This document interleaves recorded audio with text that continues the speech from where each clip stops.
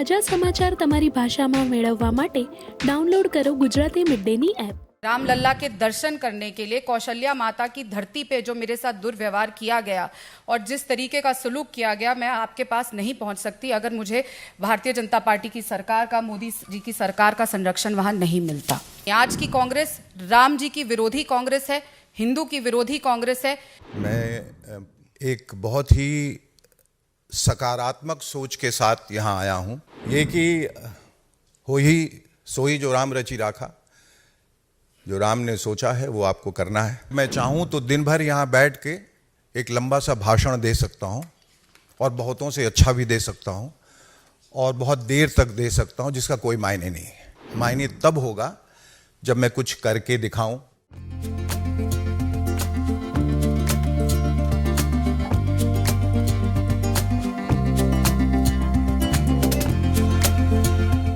आज मैं अगर आपके समक्ष यहाँ बैठी हूँ तो वो सिर्फ इसीलिए क्योंकि छत्तीसगढ़ में मोदी जी की गारंटी की सरकार है, जिसके संरक्षण में मैं आज यहाँ पहुँच पाई।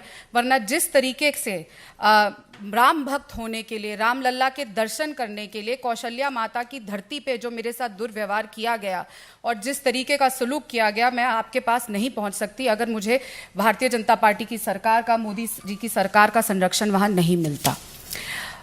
लगातार जिस तरीके से हिंदू होने का, एक सनातनी लड़की होने का, राम भक्त होने का मुझे सज़ा मिलती आई है कांग्रेस पार्टी में, लगातार मैं सहती आई थी।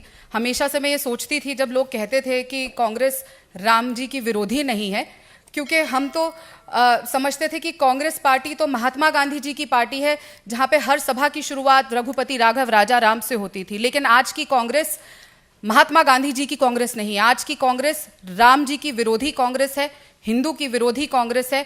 मेरी जननी जो खुद इतनी बड़ी राम भक्त है, जिनको लेके मैं रामलला के दर्शन करने गई, मेरा पूरा परिवार राम भक्त है। और जब राम मंदिर बना और मूर्ति की स्थापना हुई, जिस तरीके से हमने अपने घर में उसको मनाया, उसको लेकर जितना कष्ट भारतीय राष्ट्रीय कांग्रेस को हुआ और उसके चलते जिस तरीके से एक षड्यंत्र मेरे खिलाफ रचा गया और माता कौशल्या के धरती पे, राम जी के ननिहाल में मेरे साथ जो दुर्व्यवहार किया, उससे पीड़ित होके आज मैं बोलते हुए भी ये कांप रही हूँ जब मैं उस पल को वापस जीती हूँ। ये सिर्फ मोदी जी की गारंटी की सरकार थी कि बेटी वहाँ सुरक्षित थी और वहाँ से सुरक्षा से यहाँ पर पहुँच सकी।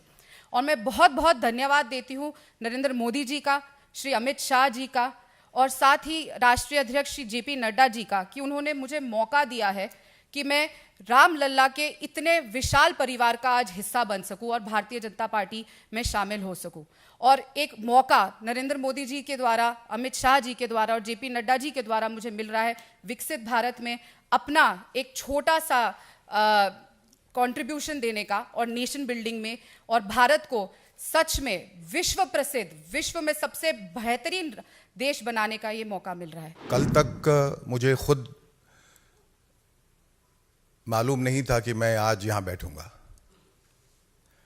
क्योंकि ज़िंदगी में बहुत कुछ जाने अनजाने होता है और कभी कभी आप अनभिज्ञ रहते हैं कि आपका मुस्तकबिल क्या है, और ऊपर से एक आमद होती है और फिर आप उस आदेश का पालन करते हैं।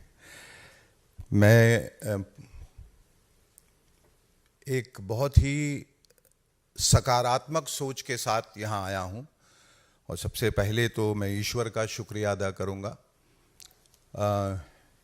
कि उन्होंने मुझे यहाँ तक आने का आदेश दिया। और आदरणीय सम्माननीय प्रधानमंत्री जी नरेंद्र मोदी जी, अमित शाह जी, यहाँ मंच पर आसीन विनोद तावड़े जी, अनिल बलूनी साहब, संजय मयूर, जेपी नड्डा जी का भी शुक्रिया अदा करूँगा, अनुराग ठाकुर जी का, राधिका जी का जो अभी अभी मेरी दोस्त बनी है। और ये कि हो ही सोई जो राम रचि राखा, जो राम ने सोचा है वो आपको करना है। और जब आप एक अच्छी मंशा के साथ आते हैं, अच्छी सोच के साथ आते हैं, तो अच्छा ही होता है। तो मेरे दिमाग में कोई भी नकारात्मक ख्याल नहीं है, सिर्फ देश का ख्याल है। और मैं समझता हूँ कि इंसान जो है वो लफ्ज़ों पे बहुत निर्भर करता है और लफ्ज़ों का एक वक्त के बाद कोई मायने नहीं रहता, क्योंकि करने में बोलने में फ़र्क होता है बहुत। तो अगर मैं चाहूँ तो दिन भर यहाँ बैठ के एक लंबा सा भाषण दे सकता हूँ और बहुतों से अच्छा भी दे सकता हूँ और बहुत देर तक दे सकता हूँ, जिसका कोई मायने नहीं है। मायने तब होगा जब मैं कुछ करके दिखाऊं। और आदरणीय मोदी जी के सानिध्य में जो हमारा देश पिछले 10 सालों से गतिशील है, विकासशील है, जहां अवस्था भी बदल रही है, व्यवस्था भी बदल रही है, तकदीर भी बदल रही है, तस्वीर भी बदल रही है, दशा भी बदल रही है और दिशा भी बदल रही है, उसमें शामिल होना, उस प्रवाह में, उस ऊर्जा में हर हिंदुस्तानी का फर्ज है। और उसके लिए ज़रूरी हो जाता है कि जो ताकतें हैं, जो करना चाहती हैं, उनका आप हाथ बटाएं। भले ही आप एक अदने से इंसान हैं, लेकिन वो कहते हैं कि बूंद बूंद से सागर बनता है।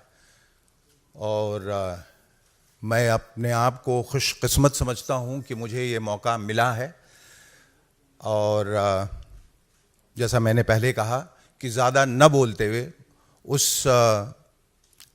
वक्त की प्रतीक्षा में जब मैं कुछ कर पाऊँगा और करके दिखाऊँगा, तब शायद कुछ बोलने के लिए रहेगा। इस वक्त ये कि मैं खुश हूँ कि जो हुआ है।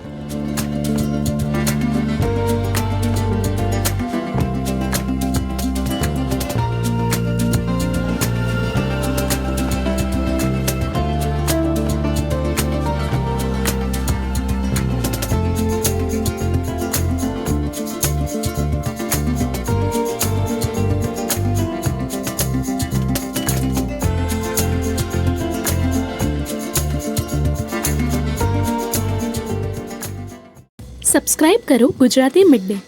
બેલ આઇકોન પર ક્લિક કરીને મેળવો તમામ વિડીયોના ડાયરેક્ટ નોટિફિકેશન.